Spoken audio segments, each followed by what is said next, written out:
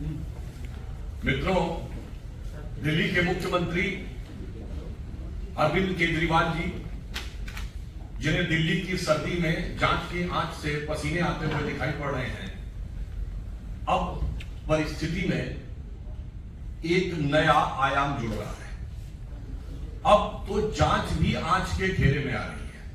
अर्थात ये जो तथाकथित मोहल्ला क्लिनिक थी, इसके अंदर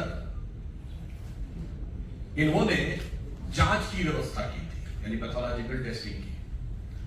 अब जो विजिलेंस की रिपोर्ट्स आई हैं और जो विभागीय फाइंडिंग्स हैं, उसके आधार के ऊपर वो जांचें भी अब पूरी तरीके से आंच के घेरे में आ गई हैं। इस प्रकार के फैक्ट सामने आए हैं कि जो उनकी तथाकथित मोहल्ला क्लिनिक थी, सर्वप्रथम तो कहना चाहेंगे कि स्वतंत्रता के अमृत काल में आने के बाद भी देश की राष्ट्रीय राजधानी में सुपर स्पेशलिटी का कोई इंस्टीट्यूट या ऐसी कोई व्यवस्था या ऐसी कोई लैब बनाने के बजाय मोहल्ला क्लिनिक तक ही सोच सीमित थी, जो 75 वर्ष पूर्व भी थी।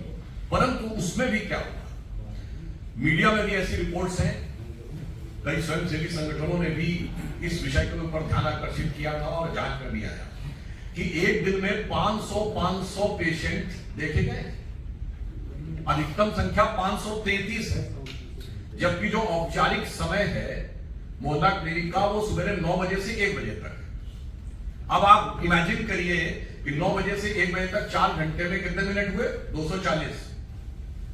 और अगर 240 मिनट में किसी ने 533 पेशेंट देख लिए, इसका मतलब आधे मिनट में एक पेशेंट देख लिया, जिसमें पेशेंट का आना जाना, डॉक्टर का उसकी बात सुनना, असेसमेंट करना, जांच का पर्चा लिखना। महोदय, मैं कहना चाहता हूं कि जब त्योहारों के दिनों में बड़ी भीड़ होती है ना, तो आप जाते हैं तो मंदिर में बड़ी भीड़ होती है, इतने सेकंड्स में तो व्यक्ति उस धक्का मुक्की में दर्शन भी नहीं कर पाता है जितने में आपके डॉक्टर ने उसके दर्शन करके रोग को समझकर रोग का निदान समाधान सब लिख दिया। यह है ईमानदारी का नया किरदार। और टेक्निकली मैं पूछना चाहता हूं, ये वो सरकार है ना जिसने कहा था कि हम सीसीटीवी का पूरा जाल बिछा देंगे दिल्ली में, तो मोहल्ला क्लिनिक्स में सीसीटीवी है कि नहीं?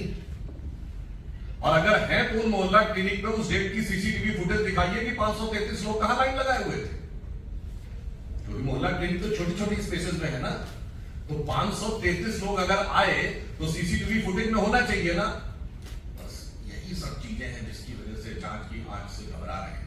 और इसमें जो प्रोसीडिंग्स में बात आई है, मैं कोट करना चाहता हूं कि necessary discipline proceedings may be initiated against the project director OLS outsource lab services। महत्वपूर्ण बात यह है कि सरकारी एजेंसी नहीं कर रही है, ये सब आउटसोर्स है, यानी प्राइवेट एजेंसीज को जांच दे रखी है।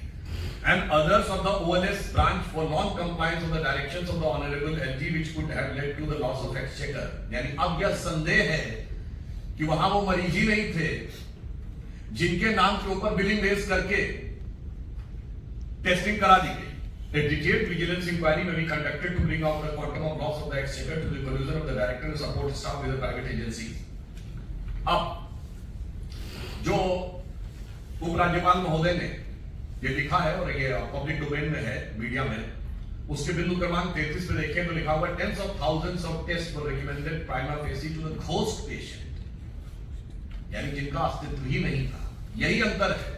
हमारे प्रधानमंत्री श्री नरेंद्र मोदी जी के द्वारा हर चीज डिजिटली ट्रांसफर होती है, इसीलिए ये लोग आधार का भी विरोध करते थे, क्योंकि एक व्यक्ति का आधार कार्ड है और डिजिटली उसके अकाउंट में ट्रांसफर हो रहा है, तो उसमें किसी भी प्रकार का झोल होने की संभावना नहीं है। पर यहां पर empirical data proving entry of the fake mobile numbers, blank mobile numbers of the fictitious patients, fake attendance of the doctors and fictitious data of the patient established with a widespread corruption, manipulation of the documents, forgery of the record with the sole intention to loot the government exchequer and extended under the benefit of the private parties operating at AAMC as well as the dispensaries, polyclinic and hospitals of the Delhi government। यानी आपने बहुत साफ हो गया कि पहले आपने मोहल्ला क्लिनिक बनाई, फिर उसमें जांच, पहले मामूली जांच होती थी, फिर बड़ी जांच की व्यवस्था की, फिर वो सब आउटसोर्स कर दी।